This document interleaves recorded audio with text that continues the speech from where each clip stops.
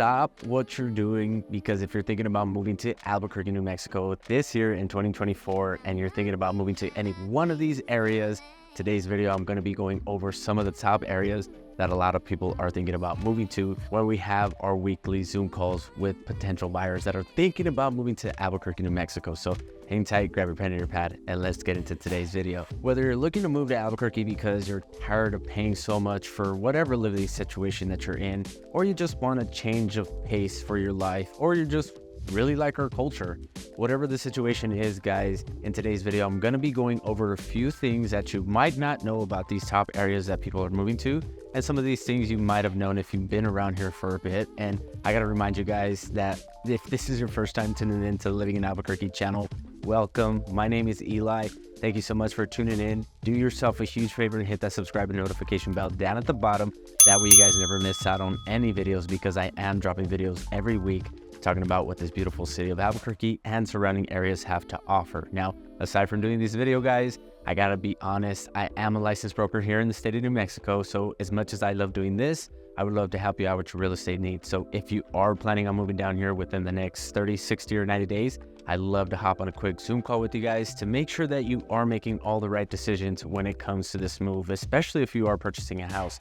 Now, we don't handle a whole lot of rentals, but we do have the resources. So if you are looking to rent before you purchase, we can get you connected to some of those resources to help you find that property. Number one up on this list, guys, is going to be the Northeast Heights. And I know that I should probably be talking about why you should move to these different areas, but I want to be thorough and transparent with you guys to let you guys know exactly why you should probably consider or reconsider these areas, just because there's a ton that goes into moving to these different areas. And really, number one up in this list is going to be the Northeast Heights. And talking about this area, a couple things you might want to consider before you move over there is going to be if you're okay with dealing with snow, rain, and all that stuff. And it feels a little bit more city-like. It doesn't feel really suburban like that, to be honest with you. And there's not going to be a whole lot of open space unless you get closer to the mountains. But of course, the closer to the mountains you get, the more expensive the homes get. So right now, the average price point in the Northeast Heights, we're looking around the mid to low 300s. And there's a ton to do over there on that side of town. So you are going to have the 3 different shopping centers like Coronado, Uptown, and Windrock. And then you are also going to have some boutique areas all around that little area there. You are also going to be in one of the, bigger school districts. You are going to have Del Norte, El Dorado, and Sandia all within this one side of town. And a lot of major ways to actually travel. So congestion and traffic and all that stuff isn't going to be a major deal, because there's always going to be an escape route, especially if you get stuck in some traffic situation, because again, Albuquerque is built like a grid, and that side of town especially, guys. So you are going to be able to get to a main road without no issues, access to the freeways. Tramway itself is not an official freeway, but it feels like a freeway when you're traveling on it, just because it's open and you are going an average of 65 miles an hour.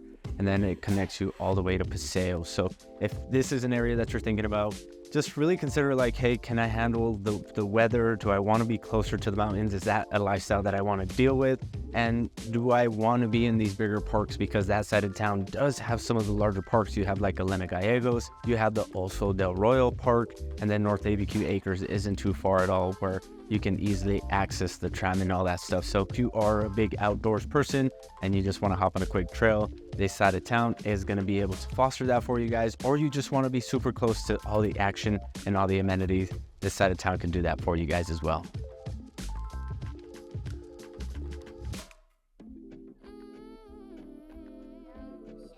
Alrighty, guys, if you guys enjoy that whole residential family vibe and you're just wanting to be in one of the younger parts of Albuquerque, the west side of Albuquerque is going to be an area for you guys. And that is number 2 up on this list, guys. And when we talk about this area with our clients, we let them know like, hey, if these things are important to you, having parks, having some easy commutes to work and back, and you really don't mind traveling across the river during traffic times, this is going to be it for you. Now, when we are talking in terms of price and all that stuff, you can just imagine that some of these areas get pretty expensive, especially because it's super young. I don't think this side of town really started getting developed until like the 70s and the 80s. And I still talk to people, believe it or not, that say that they remember when Coors and Unser used to be just a dirt road, which is crazy to me because You can just imagine there being a ton of ranches over here on this side of town. I've made a video on Taylor Ranch just talking about the history and how one family pretty much owned half of the west side. So getting back to the topic of the west side of Albuquerque, you can expect to have all your shopping right there in the Cottonwood area. They did develop some new areas off of Corso Montano, which has the Sprouts, the Grassburger, and the Bosque Brewing, which is a very big brewery down here, guys. It is going to be next to the Overture community, which is a 55+ community. They have another community right next to the Bosque Private High School, which is going to be an awesome school for your kiddos to go to. You are going to have Volcano Vista and Cibolo, which is the main schools that the kiddos go to on this side of town. And they also have the other feeder schools, the middle schools, and the elementary schools that take care of the smaller kids. But really, guys, this side of town is going to cater to that whole family-centric vibe. You are going to have parks everywhere like Mariposa Park, Ventana Ranch, and other parks tucked away in these little communities that do a very good job of keeping the kiddos busy, and they're conveniently located within these neighborhoods to make it super accessible and super easy for you guys to hit a trail, go to the park, come back home, and enjoy it with your families. Because who doesn't want to come home from work in the evenings after crossing the river and being in a little bit of traffic and going to a park and just kind of relaxing?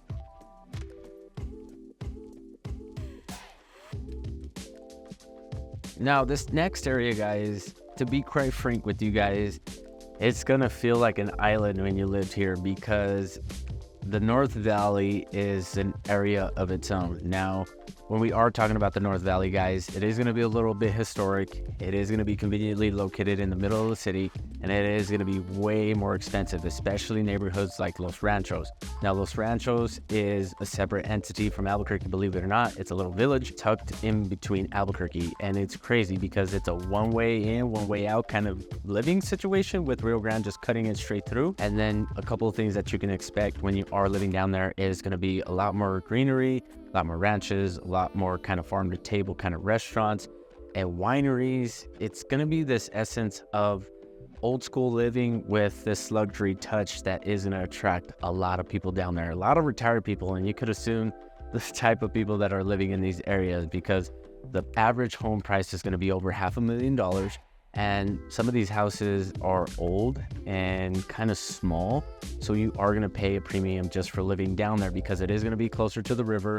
It is going to have all the Bosque trails, and it's a huge equestrian community, so everywhere that you go, it's going to be horse accessible. So if this is you and this area speaks to you guys, and you don't mind living in an area that has so much historical value, my father-in-law has lived in the North Valley his whole life, and he can tell me stories of, you know, places that no longer exist or used to exist.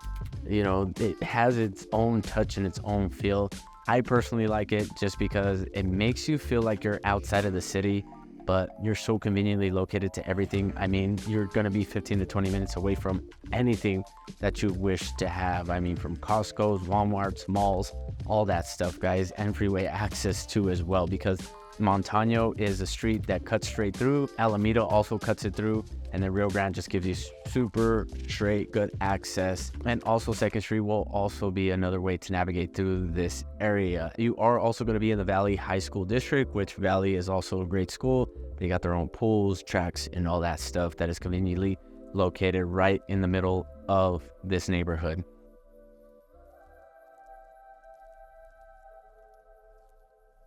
Speaking about historical areas, guys, number 4 up in this list is going to be Oldtown. Believe it or not, people still live in this area, and there's a bunch of pocket neighborhoods around here, right? Like West Oldtown, the Country Club, and then some areas near T-Wicks Park that will have some housing that is old.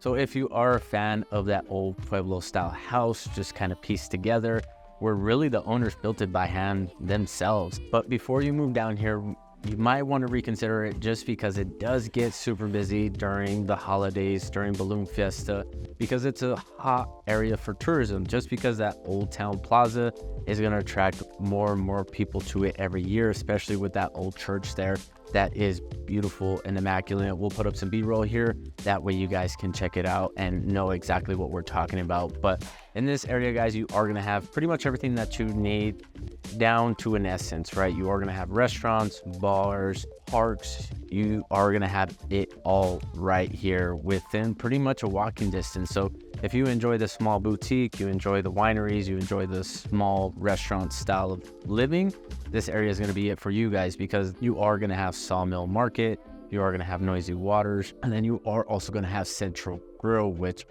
their chicken and waffles, guys, is amazing. So whenever you guys come down here, again, that number popping up on the screen is my direct line. And as much as I love doing this, I would love to enjoy some chicken and waffles with you guys as well. So getting back to the topic of Oldtown, guys, you are also going to have the Oldtown Plaza, T-Wicks Park, the museum, and then also Explora in that area. And then there's like over some 20 plus art galleries that I didn't even know about. And then also the Rattlesnake Museum, which attracts a ton of people, believe it or not. So if you like an area that is artsy and you don't mind the people that come through and just cause so much traffic through the balloon fiesta, through the holidays and the big festivities that we have here, like the Gathering of the Nations, Oldtown is going to be it for you guys, especially if you are a historical junkie.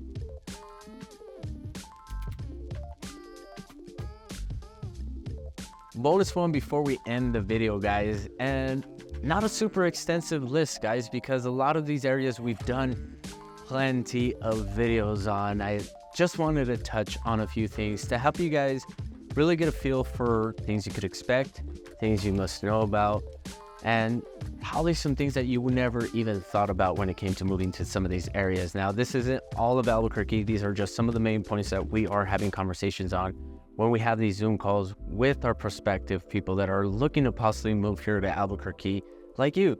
So if this is you and you are planning on moving down here, again, feel free to reach out at any time. That number popping up on the screen is my direct line, and I love to help. But hopping into the bonus one, South Valley and the Southwest area, guys, you are going to find the best tacos on this side of town, and it's really a locals only kind of area. So believe it or not, this side of town feels very untouched, just because within the past couple of years, it's starting to gain some more and more attention because it stayed rural. Like, I'm talking like you'll see horses in front of storefronts and stuff like that. And there's really nothing much out there besides these large parcels of land and now some cookie cutter style houses.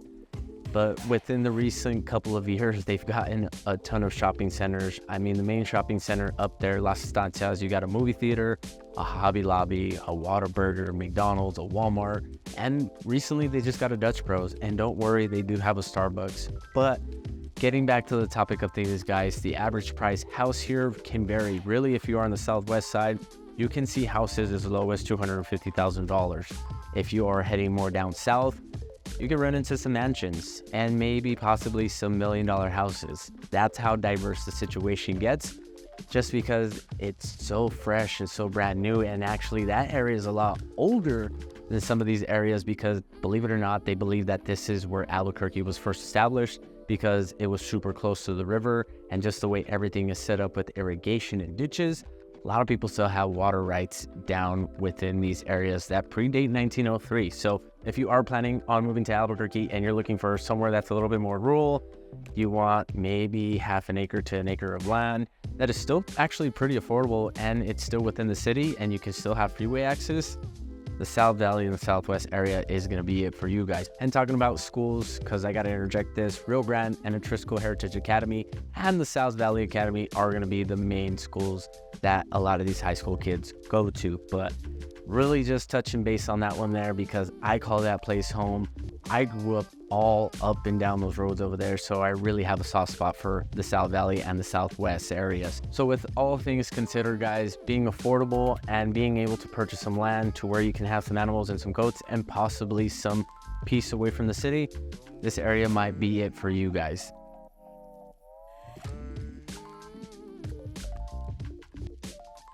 Now, I touched on a few good points here all across the city, guys, and we really just jumped all around. This list wasn't made from best to worst or whatever the case is. It was really just me just kind of spilling my thoughts onto some of these bigger areas that people are moving to. So if you really want to get down to the nitty and gritty of exact neighborhoods and what areas you're planning on moving to based off of price, based off of size of house, or style of house, whether you're looking for a Pueblo house, which evidently is getting super popular to move into these houses. I love to hop on a quick call with you guys to really structure a custom home search, give you some moving guides, and give you some other resources that will make this move way easier for you to manage. So that number popping up on the screen, guys, again, is my direct line. And as much as I love doing this, I would love to help you out with your real estate needs. So whether you're looking to move within the next 30, 60, or 90 days, I'd love to hop on that quick Zoom call with you guys to make sure we plan ahead and get everything taken care of before you make that move. But other than that, guys, I'm going to go enjoy the rest of my week. We are recording in our office. This is my little humble abode during the week. So if there's anything I can do for you guys, feel free to reach out. Have a great weekend. We'll catch you guys next week. Peace.